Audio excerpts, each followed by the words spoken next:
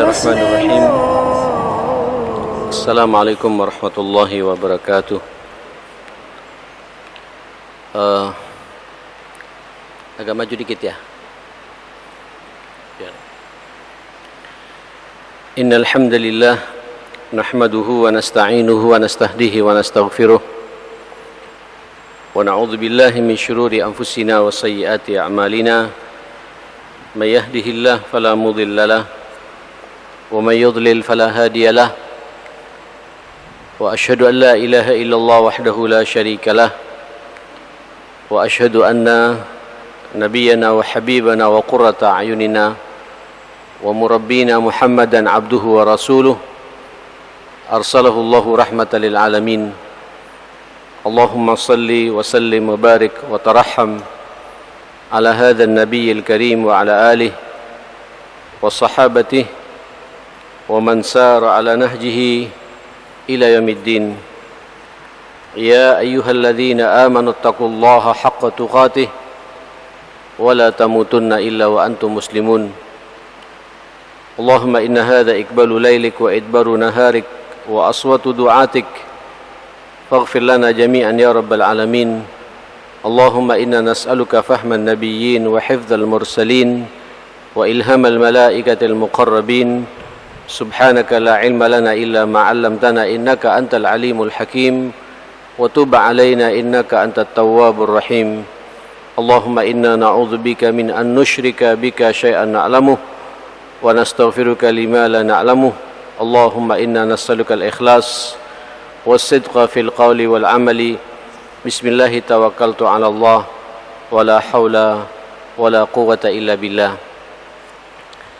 Hadirin jamaah salat maghrib Masjid Al-Irsyad, para pendengar suara muslim, mitra muslim dimanapun berada, kita masih bersama dengan Tarbiyatul Aulad, kajian yang mengajak kita semua untuk bersama-sama memikirkan tentang amanah yang Allah berikan kepada kita, yaitu mendidik anak-anak kita, putra-putri kita.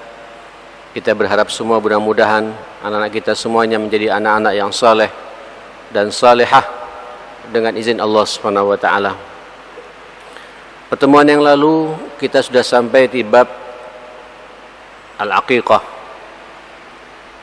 Tuntas, sepertinya tinggal kita berbicara masalah hikmah.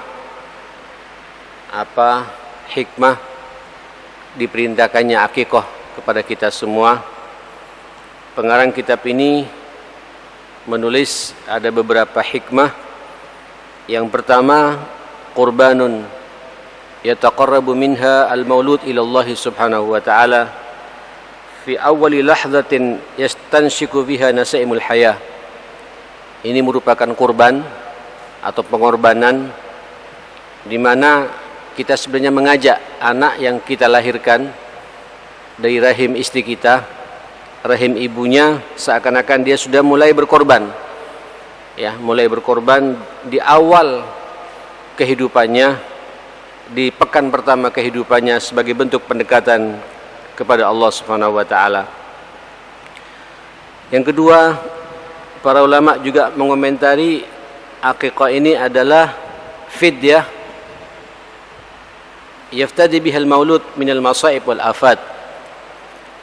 Syukran. Aqiqah ini adalah tebusan di mana anak yang baru lahir bisa menebus dirinya dari berbagai macam musibah-musibah dan gangguan-gangguan dalam kehidupannya di kemudian hari, sampai kemudian mereka menjadi manusia-manusia yang kita harapkan bersama, generasi Rabbani dambaan kita semua.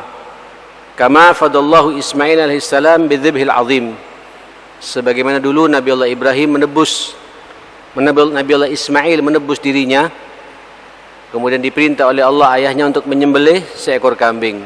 Posisinya seperti itu jamaah sekalian. Inilah cara Allah, cara Nabi menganjurkan kepada kita untuk mengaqiqai anak-anak kita.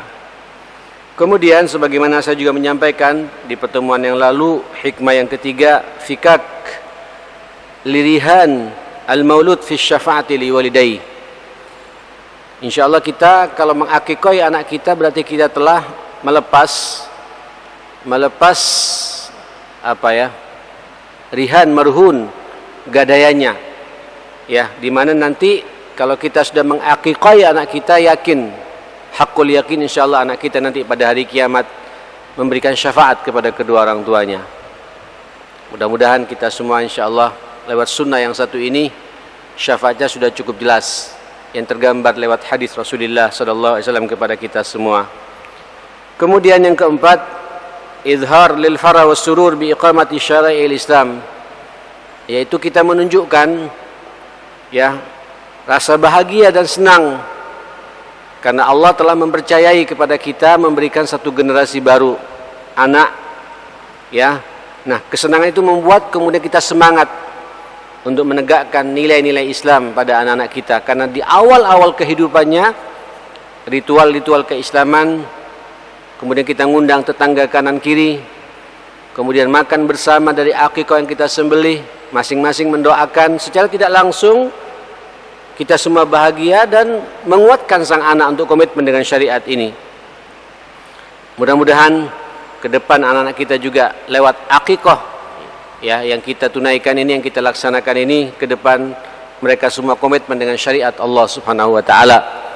Yang laki-laki menjadi pahlawan-pahlawan, menjadi penegak-penegak Islam, menjadi dai-dai Islam, ya, penjaga agama ini. Yang wanita menjadi wanita yang salihah, yang sepanjang kehidupannya menutup auratnya, menjaga syariatnya, menjaga harga dirinya, dan begitulah yang kita harapkan melalui akikah yang kita sembelih ini. Kemudian jemaah sekalian, berikutnya juga tamtin lirawabitul ulfah wal mahabba baina abna'il mujtama'. Orang kalau mengakikah ini tanpa kita sadari telah mengokohkan ikatan cinta, ikatan persaudaraan di antara tetangga kanan kiri kita, di tengah-tengah masyarakat kita.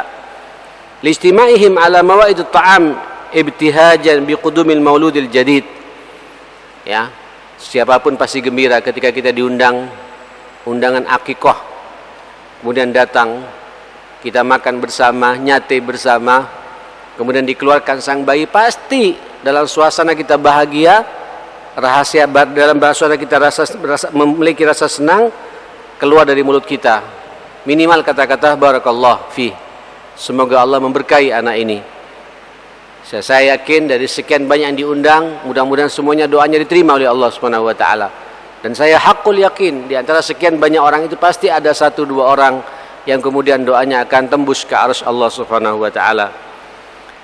Ikhwatal iman rahimakumullah, itulah makna hikmah daripada akikah yang sudah kita bahas pada pertemuan yang lalu. Malam ini kita lanjutkan dengan tema berikutnya, pembahasan yang keempat, yaitu khitanul maulud wa ahkamu, yaitu khitan. Apa khitan ini? Disunat. Nah, kemarin kita liburan, Pak, ya.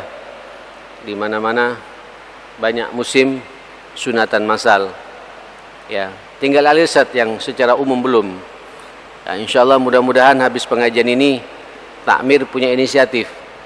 Ya, setiap kita masuk liburan pertengahan tahun atau akhir tahun, ayo, ini bagian dari syiar pula, ya, yang dianjurkan dalam rangka kemudian mengawal anak-anak kita menjadi anak-anak, menjadi generasi rabbani dambaan Rasulullah sallallahu alaihi wa alihi wasallam.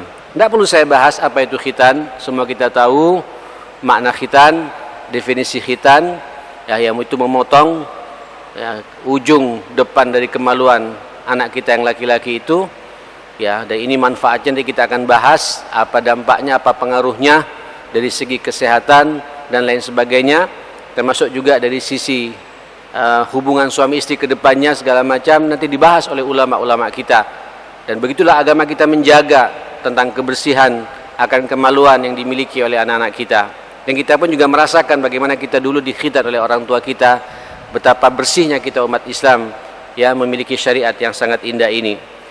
Kalau kita tanya apa sunnahnya, bagaimana perintahnya, cukup banyak hadis-hadis Rasulullah sallallahu alaihi wasallam yang menggambarkan kepada kita.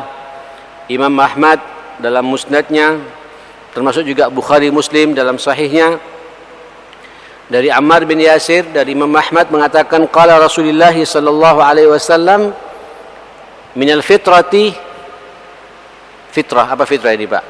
Dari kesucian, dari kebersihan.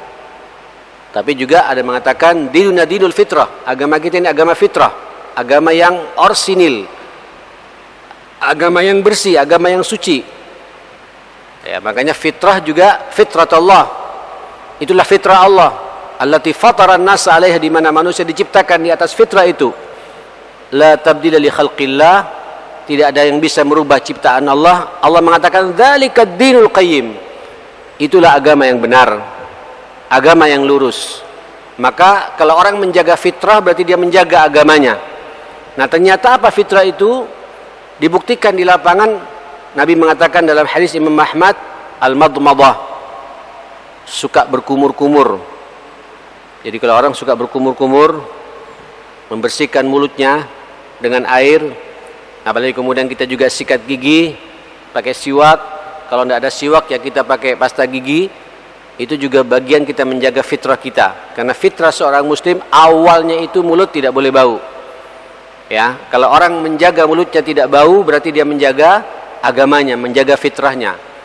Kalau orang kemudian mulut terjaga, ya, walaupun kita dalam suasana puasa, karena bentuk tunduk dan taatnya kita kepada Allah, sampai kemudian kita mau membiarkan mulut kita bau, menyelisihi fitrah ini, karena merespon perintah Allah yang sangat luar biasa berpuasa, Allah mengapresiasi kita. Tapi dalam suasana biasa jemaah sekalian, seorang muslim harus menjaga kebersihan mulutnya, madmadah.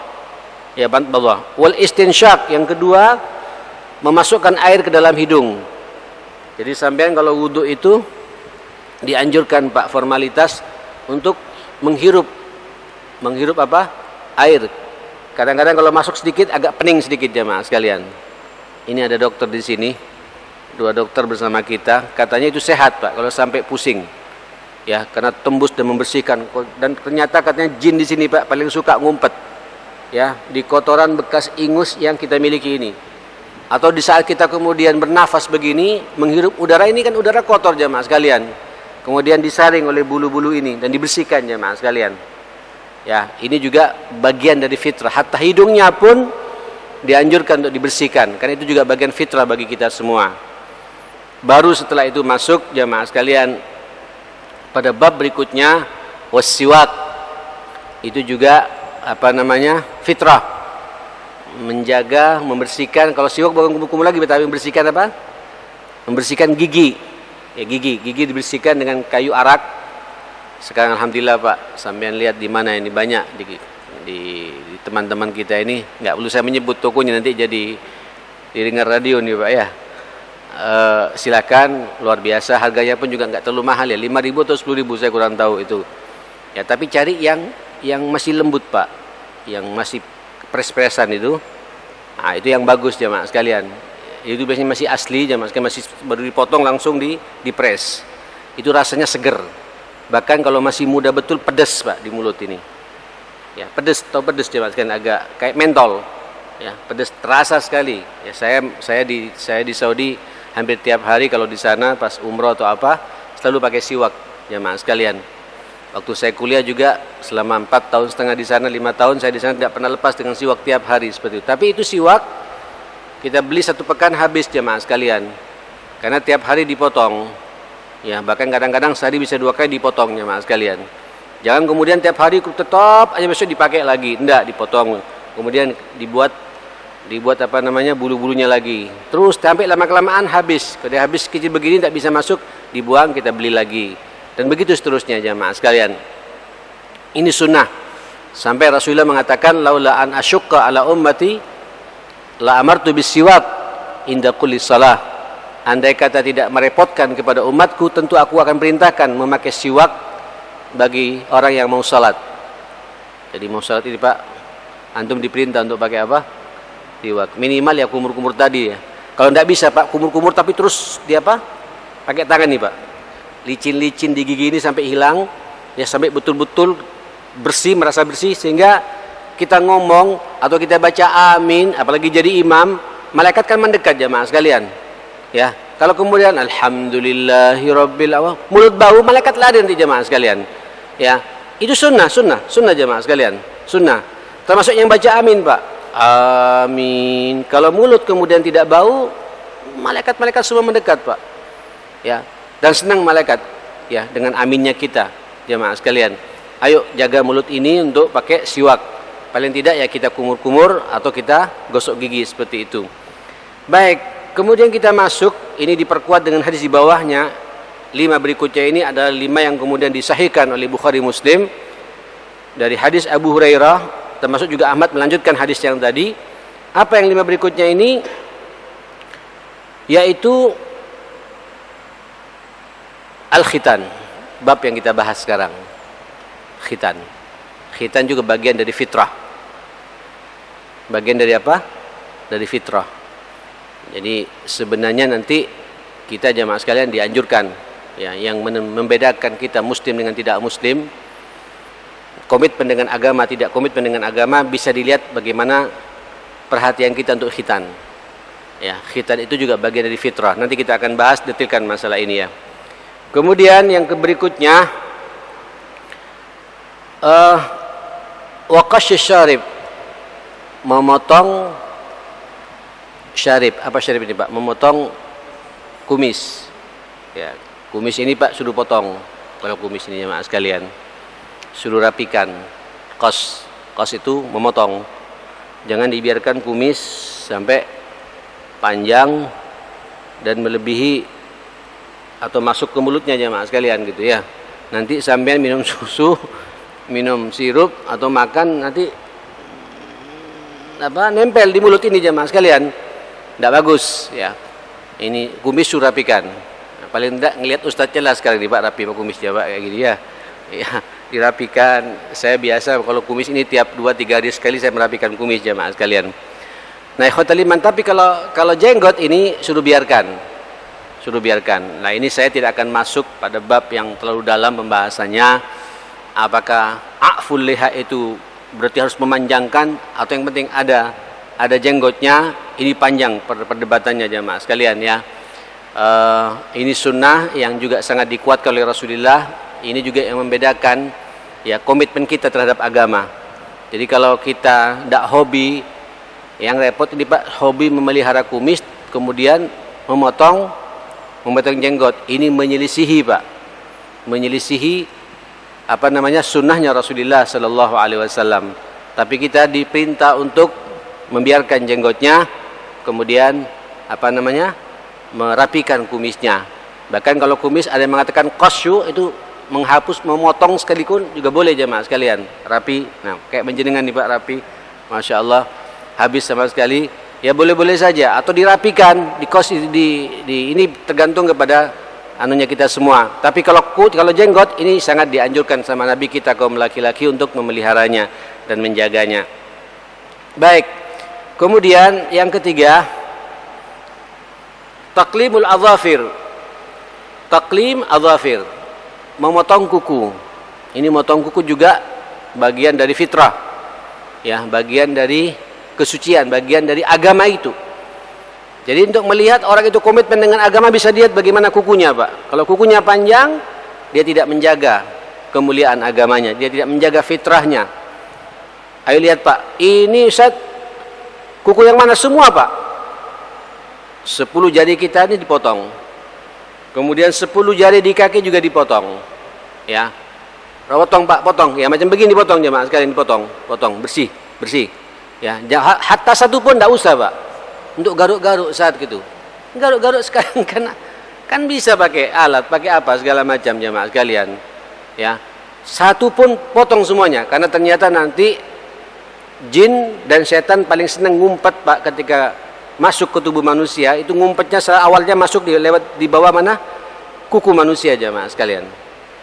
Ya, makanya jangan dibiasakan Pak sampean memelihara kuku kalau tidak ingin bersahabat dengan siapa?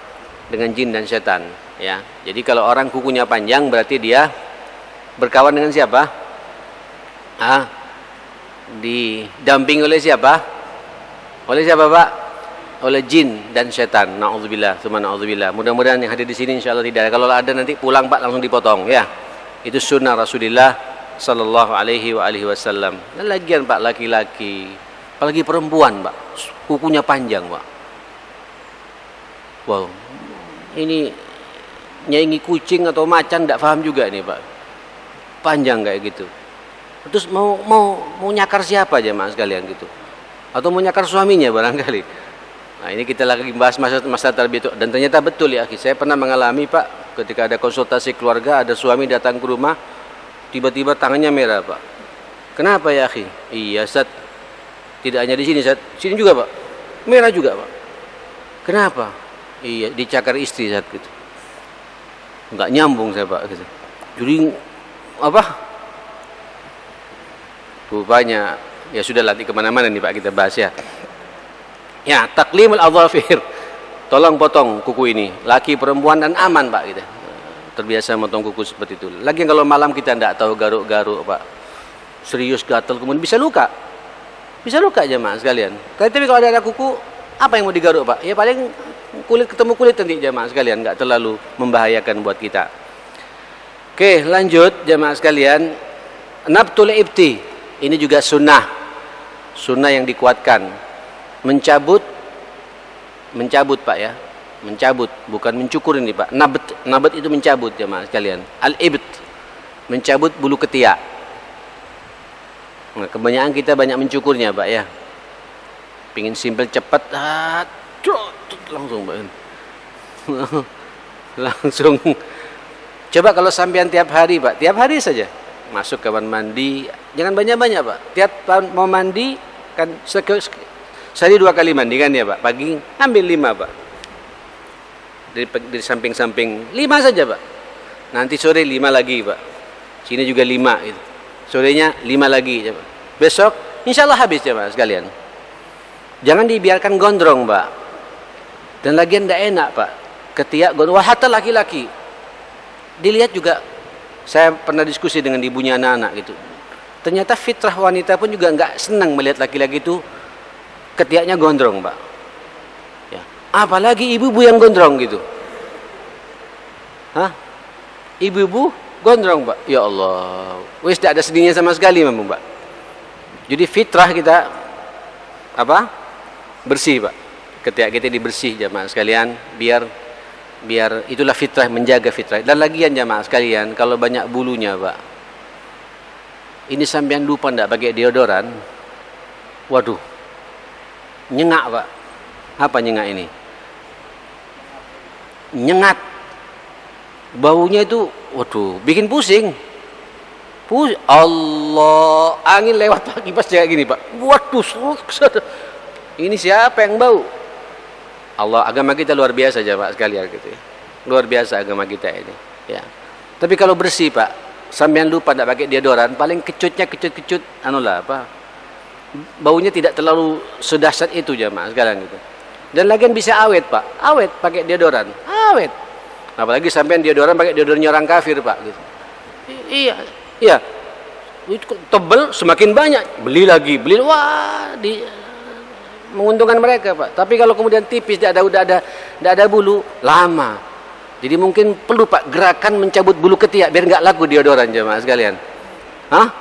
Pakai tawas nanti. Ini salah satu misi. Ini dianjurkan kepada kita jemaah sekalian. Ayo, ini bab-bab sederhana tapi inilah fitrah kata Nabi sallallahu alaihi wasallam itu ya. Ya, suruh cabut pelan-pelan Pak, ngambil. Saya dengar katanya ibu-ibu sekarang ada Pak, cabut bulu ketiak pakai apalah gitu, trek langsung ya Mas sekalian.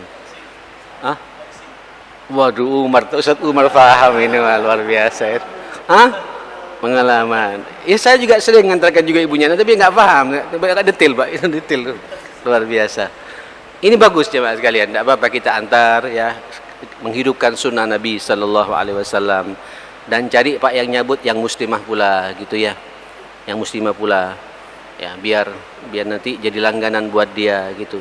Biasanya nanti Pak, kalau lama kelamaan itu paling lama 1 bulan tumbuh lagi, datang lagi Pak. cabut lagi. Nanti terakhir bersih. Jadi rupanya capek mau tumbuh terus jemaah sekalian gitu. Karena dicabut terus, cabut lagi terus, lama-lama enggak mau tumbuh dia, Pak. Dan bersih. Dan enak, Pak. Nanti tidur sama ibunya anak-anak, sama ibunya juga tidur sama kita sama-sama begini, Pak. Enggak bau sama sekali, ya. Pede.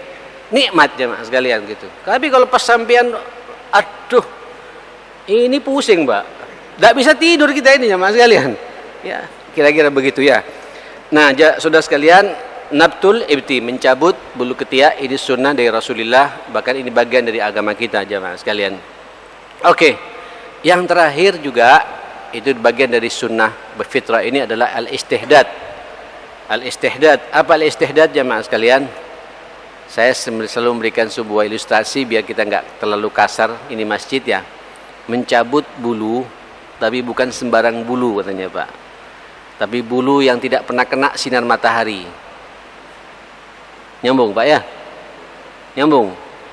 Bulu bukan sembarang bulu. Ya, tapi bulu yang tidak pernah kena sinar matahari. Nyambung ya? Kalau sampean ini masih kena, Pak, olahraga, masih kena, Pak. Tapi ada bulu tidak kena sinar matahari. Paham ya? Ya bahasa lepasnya mencukur. Ini jangan dicabut. Jangan dicabut. Ini tidak boleh, Pak. Dicukur kalau ini, Pak. Dan nyukurnya pun pribadi. Jangan cukur sama orang. Ya, nyukur pribadi. Nyukur harus pribadi ya Pak sekalian. Ya, ini sunnah. Ya, silakan sekarang sudah banyak khusus pisau cukur untuk kemaluan segala macam. Baik laki-laki atau perempuan sama ini jemaah sekalian. Ya, tidak boleh kemudian pingin dicabut kayak mencabutnya apa? Ketiak datang juga ke salon, tidak boleh jemaah sekalian.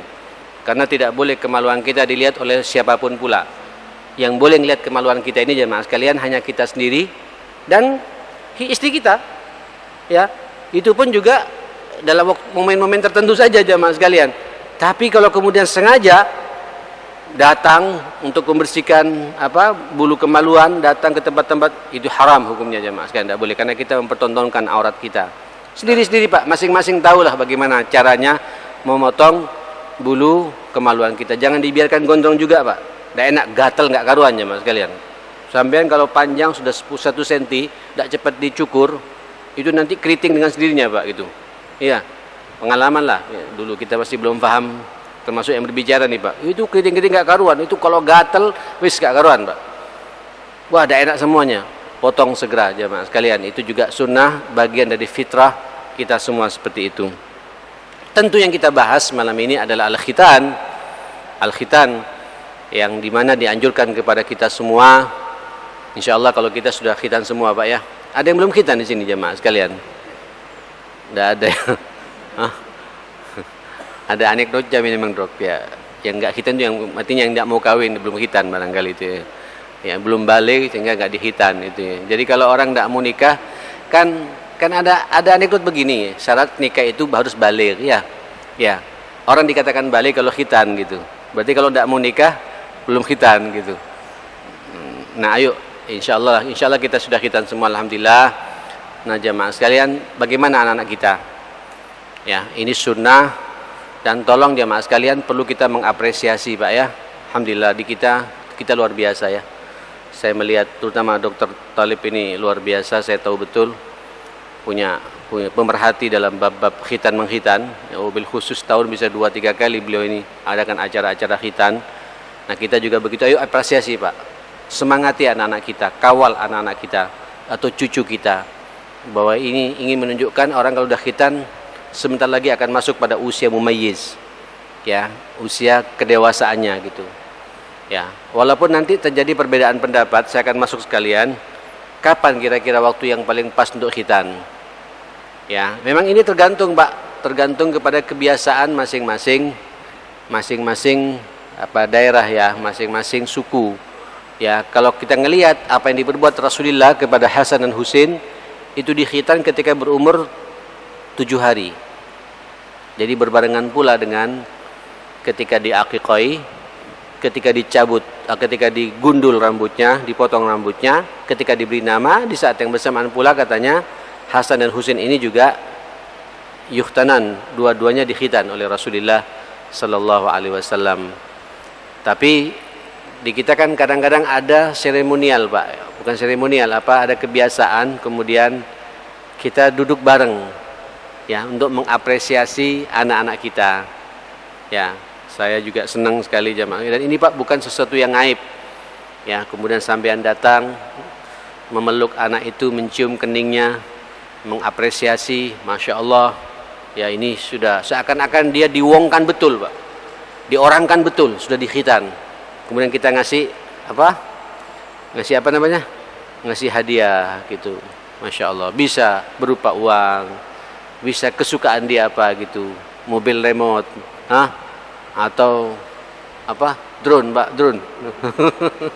Ya monggo lah, tergantung kepada orang yang mau ngasih jamaah sekalian. Yang penting bahagia dia itu jamaah. Itu akan terkenang Pak.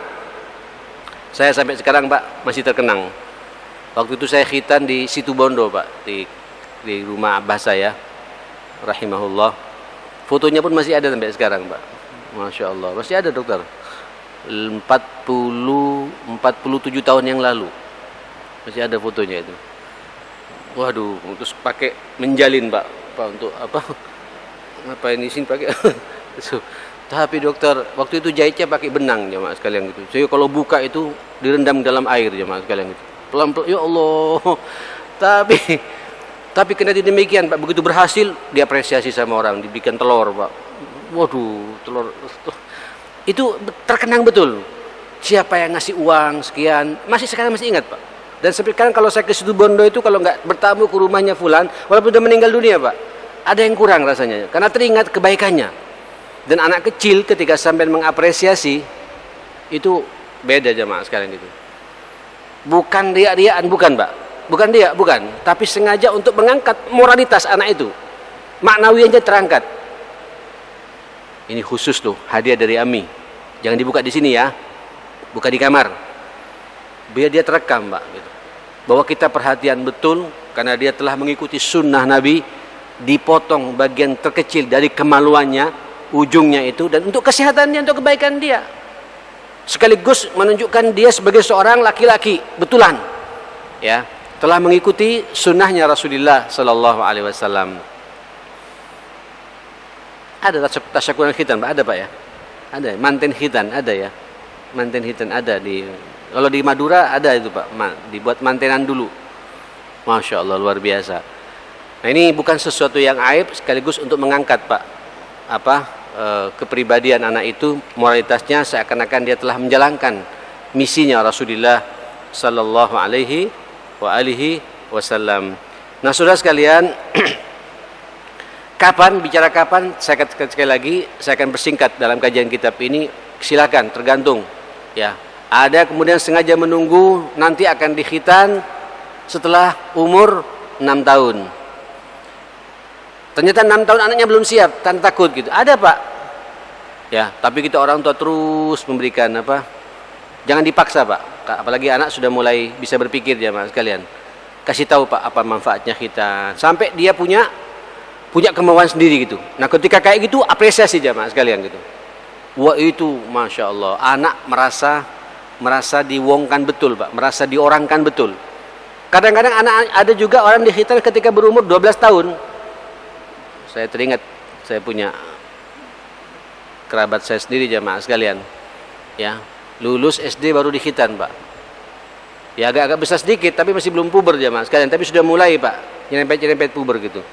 Kita nasihati baru kemudian mau, dan ketika mau masya Allah, ya agak keras sedikit tentunya, ya kalau udah agak tua ya. Nah, tapi keindahnya memang jamaah khitan itu kalau kemudian anak di saat masih belum bisa bergerak banyak jamaah sekalian. Saya punya anak 3 begitu ya. Yang kedua, yang ketiga, dan yang keempat. Itu dikhitan ketika berumur 7 hari semua. Sehingga dia kan masih belum bisa miring, belum bisa bergerak. Jadi kan tidurnya telentang terus gitu. Paling enggak nanti dia pipis saja jamaah sekalian. Itu pun kita rapikan gitu. Masya Allah. Teringat. Tapi yang pertama karena takut, uji coba Pak, antara iya dan tidak gitu. Memang agak, tapi lama-lama setelah tahu, lihat sendiri bagaimana waktu bayi disunat, ternyata lebih enteng. Ya, lebih ini. Walaupun dia tidak juga merasakan Pak. Oh enggak Pak, 2-3 yang anak saya kayak gitu yang Yang 2-3 Pak, yang gemuk-gemuk sekarang ini jamaah sekalian gitu ya. Kalau yang terakhir enggak, yang pertama sama terakhir tidak. Bahkan yang terakhir saya pakai apa namanya? Pakai walimah ya, walimatul khitan ya, dengan tetangga kita ya. Seperti itu. Nah, monggo, itu tergantung situasi kita, kapan waktu yang pas silakan. Yang penting jangan sampai anak masuk pada usia apa? Usia baligh jamaah sekalian. Kecuali ikhwatul iman, nanti ada pembahasan pula dalam kitab ini khitan bagi orang yang sudah dewasa ya, masuk Islam. Nah, ini kita tidak akan bahas masalah ini ya, karena kita membahas tentang tarbiyatul aulad, pendidikan anak. Nah, memang nanti khitan itu kalau salah satu orang itu masuk Islam, salah satu syaratnya juga, walaupun ini tidak mengikat, tapi sangat dianjurkan untuk khitan, kata Nabi. Karena ada beberapa hadis ketika sahabat datang masuk Islam, kata Nabi SAW, kau masuk Islam? Iya. Sudah khitan? Belum. Akhtin, kata Nabi. Khitanlah kalian, kata Nabi. Apa? Suruh khitan, Pak. Ya, kata Nabi. Dan suruh mandi, kemudian suruh khitan. Dan mereka para sahabat melaksanakan itu. Walaupun sudah berumur mungkin 25 tahun, mungkin 30 tahun, tidak ada masalah. Bahkan sekarang di Eropa banyak penyakit kelamin muncul karena memang tidak dikhitan, Pak. Tidak apa-apa ini bicara. Ini masuk ini ya. Ini kan ngelender, Pak. Ketika sampean pipis jamaah sekalian, kadang-kadang tidak sempurna, kecuali harus ditarik dulu, Pak. Orang kalau khitan tidak perlu narik-narik lagi, Pak, karena sudah dibalik, sudah terpotong jamaah sekalian. Dokter yang berfaham, Pak. Maka bersih jamaah sekalian. Otomatis gitu. Tapi kalau orang tidak khitan, apalagi kemudian nanti, Pak, di belakang kulupnya ini, Pak, ada kotoran-kotoran, waduh, enggak karuan sudah, Pak. Kemudian dia kawin dengan istrinya, ada kotoran bercampur dengan sperma yang dia lontarkan ke rahim istrinya. Wes, enggak karuan. Berbagai macam penyakit muncul. Dan agama kita jauh-jauh hari, Pak. Siapa yang mengajarkan semua ini? Inilah Islam, Pak. Inilah millati Ibrahim alaihissalam. Dan ternyata memang manusia yang pertama kali menyunahkan khitan ini adalah Nabi Allah Ibrahim alaihissalam. Saudara, sudah masuk jam 7:10. Sudah masuk waktu Isya ya. Kita salat adzan dulu. Nanti setelah itu kita sambung lagi lewat dialog. Dan mungkin buat para pendengar Suara Muslim Surabaya tidak bisa mengikuti dialognya karena ada acara lain pada jam 19.30-nya nanti insyaallah. Barakallahu fikum jami'an. Aqulu ma tasma'un wa astaghfirullah li wa lakum wa sallallahu ala Muhammadin wa ala alihi wa sahbihi wa sallam. Alhamdulillahirabbil alamin. Assalamualaikum warahmatullahi wabarakatuh.